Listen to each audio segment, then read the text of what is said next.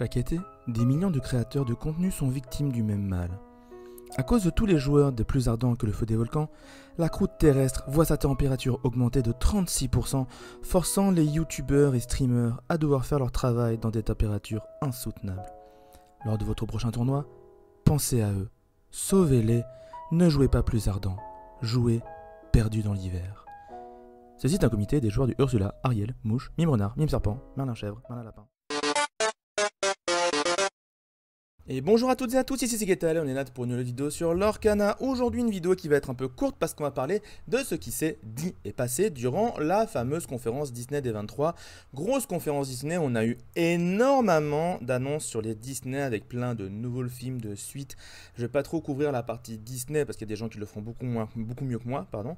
Mais nous on va plutôt s'intéresser à ce qui a été dit au niveau de Lorcana, car il y a eu pas mal de choses annoncées, un petit peu des statistiques et tout, des chiffres qui sont intéressants à savoir, mais aussi évidemment des choses pour le futur de Lorcana.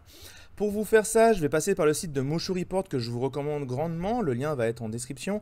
Mushu Report c'est un site de news anglophone certes, mais qui est vraiment ultra à jour avec toutes les informations, les dernières decklists des gros tournois, etc. Donc c'est vraiment un site que je peux vous recommander les yeux fermés. C'est vraiment le gros site à suivre en anglais en tout cas, si on veut suivre vraiment toute l'actualité de Lorcana. Donc, au niveau du Mushu Report, qu'est-ce qu'il nous raconte de beau ? Alors, premièrement, bon voilà, il y avait le Lorcana des 23, blablabla. Premièrement, on va parler un peu des statistiques. Donc, Lorcana, on est à plus 1 milliard de cartes. Billion, c'est pas million, c'est milliard. Donc, plus d'1 milliard de cartes vendues en un an, ce qui est quand même assez énorme quand même. Donc, je rappelle que ça fait un an que Lorcana existe, maintenant, à peu de choses près. Je n'ai pas les dates précises en tête, surtout que je ne sais pas quand c'est que je sors cette vidéo, ça va sortir. Mais donc, plutôt intéressant comme statistique tout de même. On voit en effet que le jeu a été distribué en Europe, grandement Europe de l'Ouest, ça commence à s'implanter en Asie, en sachant que la Chine et le Japon ont été indiqués sur la carte alors que ce n'est pas encore le cas, donc les cartes vont sûrement sortir. On savait que la traduction chinoise arrivait, mais donc voilà, maintenant c'est vraiment officiel. Et peut-être une trad japonaise aussi à venir pour nos amis nippons. À côté de ça, on voit qu'en Amérique du Nord, évidemment, c'est grandement distribué avec Mexique, États-Unis et Canada, et en Océanie avec l'Australie. Et je vais pas mentir, je sais pas ce qu'est cet archipel d'îles, donc je vais pas dire n'importe quoi, et juste passer à la suite. Plus de 100 000 joueurs qui ont été régulièrement sur les événements, 5 000 boutiques locales qui font du jeu organisé de manière active, 76 000 événements organisés, plus de 700 000 entrées d'événements, c'est vraiment énorme. D'autres stats qui montrent comme 400 000 téléchargements pour l'application, 15 000 membres sur le Discord officiel. Bon, le Discord officiel, il faut se mettre dedans, mais pour l'instant, il n'est pas très actif, pas très... Je ne vais pas dire utile, c'est pas le bon terme, mais le Discord non officiel francophone, il y a beaucoup plus de choses dessus, par exemple, pour l'instant. J'espère que ça va changer à l'avenir, mais en tout cas, pour l'instant, il y a des Discords qui sont mieux fournis que le Discord officiel, même si l'officiel, il y a toutes les langues. Forcément, ça fait beaucoup de gens. 170 000 utilisateurs qui interagissent via les réseaux sociaux, plus de 100 000 joueurs qui ont participé dans les événements globaux, là, les gros Lorcana Challenge, etc. 5 000, ça on a déjà vu, attendez, ils ont déjà mis, on va pas dire ça. Donc, au niveau des chiffres, le jeu se porte très bien, il s'exporte dans de nouveaux pays, donc c'est le signe que le jeu va dans le bon sens et qui continue à faire des ventes, qui continue à vouloir grossir. Donc Lorcana va extrêmement bien, en un an c'est un pari réussi, c'est clairement de bons chiffres et donc Lorcana, il n'y a pas de souci pour l'avenir, le jeu va perdurer pour encore un beau moment. Au bout d'un an, les chiffres font qu'augmenter de toute façon, donc à partir de là. Les artworks, alors apparemment ils ont décidé de prendre AA comme mascotte officielle vu qu'ils en parlent. On nous montre un peu des artworks, je vous laisserai aller sur le site pour voir ça plus en détail, je vais pas zoomer dessus, mais ils nous montrent un peu comment ça s'est créé, comment ça s'est organisé, les taux de couleurs, etc. L'exemple de création d'une carte Basile avec un petit color sketch, ensuite tu as différents petits thumbnails en mode qu'est-ce qu'on vous préférez comme pose, des petits concepts de costumes, et enfin la version finale qui a été toute refaite, etc. Toute bien, toute jolie. Donc voilà. Je vous laisse regarder un peu le site à ce niveau-là si vous voulez voir un peu plus de choses par rapport au truc graphique de Lorcana, parce qu'il y a quand même des choses assez intéressantes à voir. Le jeu est franchement beau, c'est franchement du beau matériau, c'est du Disney. Ça marche très bien, je trouve vraiment, la qualité est au rendez-vous. Au niveau des informations qui nous intéressent pour le compétitif et pour le jeu, on va avoir les dates, presque les dates, pas vraiment les dates, mais en tout cas les lieux des championnats européen et championnat nord-américain. Le championnat européen, on n'a pas la date précise, mais il sera en décembre 2024, donc réservez déjà vos week-ends de décembre, en espérant que ce ne soit pas en fin d'année, sinon ça va être la mouise.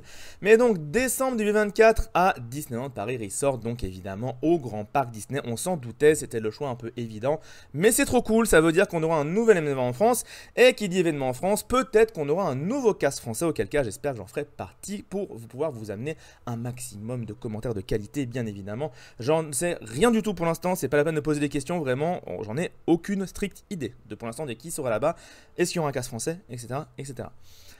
Au niveau de l'Amérique du Nord, ça sera en janvier 2025, donc on verra si jamais on fait un petit recast en français ou quoi, etc. Ça sera donc dans le Disney Resort California.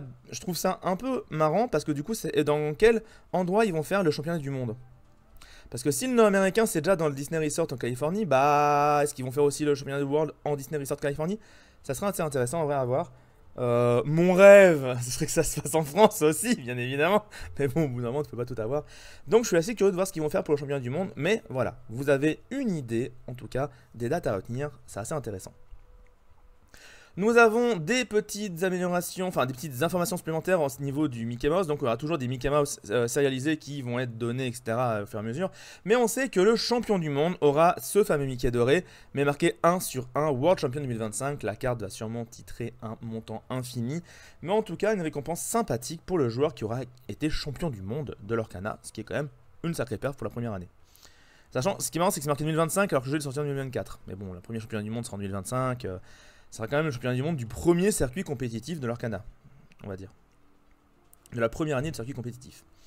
Nous aurons aussi, pour tous les gens qui seront, comment dire, tous ceux qui participent dans les Worlds, si je ne me trompe pas, voilà, voilà. Tous ceux qui participent au World, c'est sûr et certain qu'ils auront une version de Rêve Bleu, donc de A World New World, avec cet art particulier. Certains préfèrent celui-là, certains préfèrent d'autres. Moi, j'avoue, j'aime beaucoup le précédent parce qu'il est très poétique. On voit les personnages de loin avec les feux d'artifice. C'est plus subtil, je trouve, que là de voir les personnages en gros plan, même si la carte n'est pas moche pour autant, je trouve. En sachant qu'il y aura d'autres moyens d'obtenir cette carte, donc on verra les informations à ce niveau-là pour pouvoir obtenir cette carte. Là, pour l'instant, on n'a pas trop d'infos là-dessus. Il y aura aussi des événements dans les parcs Disney avec le Disney Lorcana Quest Fan Events, donc avec des petites quêtes dans les parcs Disney pour pouvoir récupérer, par exemple, des Mickey signés, etc. Donc voilà, petit truc sympatoche pour les festivals, n'importe quoi, pour les parcs d'attractions. Et là, on rentre dans le dur, au niveau un peu des franchises qui vont arriver dans l'Orcana, parce que c'est des questions qui reviennent souvent. Premièrement, dans le prochain set, on aura un accent sur les pirates et les capitaines. Alors on ne sait pas encore ce que ça va être comme set, mais en tout cas, on a des versions de pas mal de personnages avec leur version pirate. Alors, je ne vais pas parler des cartes maintenant, je vais attendre qu'elles soient révélées, même si jamais il y en a certaines, on peut littéralement voir ce qui est écrit dessus. On voit que c'est beaucoup de super rares quand même, donc assez intéressant. Il y aura peut-être vraiment des gros trucs sur le fait de jouer pirate. Donc, on verra ça quand les cartes seront révélées pour de vrai, comme ça je ferai des vraies vidéos bien calées dessus et comme ça elles ne seront pas perdues dans les larmes d'une vidéo random sur le futur du jeu. On sait aussi que dès le set 6, on aura Tic et Tac Ranger du Risque qui seront présents comme nouvelle franchise dans l'Orcana, ce qui fait très plaisir à pas mal de gens, moi y compris, surtout que j'ai speedrunné le jeu sur NES, hein, évidemment. Nous avons dans le set 6 Taram et le chaudron magique. Donc ça aussi c'est une grosse nouvelle, pas mal de gens qui attendaient ce Disney quand même au détour. Bah voilà, on va enfin avoir des cartes de Taram. Mais la plus grosse annonce, que vous avez peut-être déjà vue, et qui va attendre 2026, donc qui va attendre tellement longtemps. Rendez-vous compte, si c'est 2026, l'annonce qui va arriver, ça veut dire que c'est pas présent avant le 7. Attendez, au début, là on est au 7-5, en août, donc septembre, octobre, novembre il y aura le 7-6. Donc, novembre, décembre, janvier, donc environ janvier, il y aura le 7-7, j'ai pas voilà, 7-7 environ. Donc, 7-11, on aura du Pixar pas avant le 7-11. Donc, ceux qui ont peur que ce soit trop tôt, faut pas s'inquiéter, c'est pas avant le 7-11 du jeu qu'on aura du Pixar. On en aura mangé du Disney dans toutes les formes, donc c'est pas plus mal qu'à partir de 7-11, on ait du Pixar et qu'on puisse un peu jongler sur plein de nouvelles licences. Ça arrivera au compte-gouttes de toute façon, parce que j'ai dit Pixar, ah oui, moi je dis ça trop tôt en plus. Pixar à partir de 2026. Mais aussi, Pocahontas à partir de 2026, mais donc pareil, Pocahontas ça arrive, mais si c'est pas avant le 7-11, on peut être patient, hein. Ça veut dire qu'il y a quand même 6-7 à sortir, on n'aura ni Pocahontas ni Pixar. Donc, vous inquiétez pas, ça n'arrive pas trop tôt, ça arrivera juste à temps. Comme promis, c'est une vidéo très courte, j'espère que ça vous intéresse de voir un peu des vidéos de news comme ça. Si jamais vous voulez plus de formats courts comme ça, où je prends des sites de news ou des news un peu importantes et que je vous les partage à la communauté, vous soyez sûr de n'avoir absolument rien raté, n'hésitez pas à me le dire en commentaire. Dans tous les cas, vous êtes encouragé à laisser un petit commentaire, un abonnement, un pouce bleu, tout ça, ça ferait très plaisir.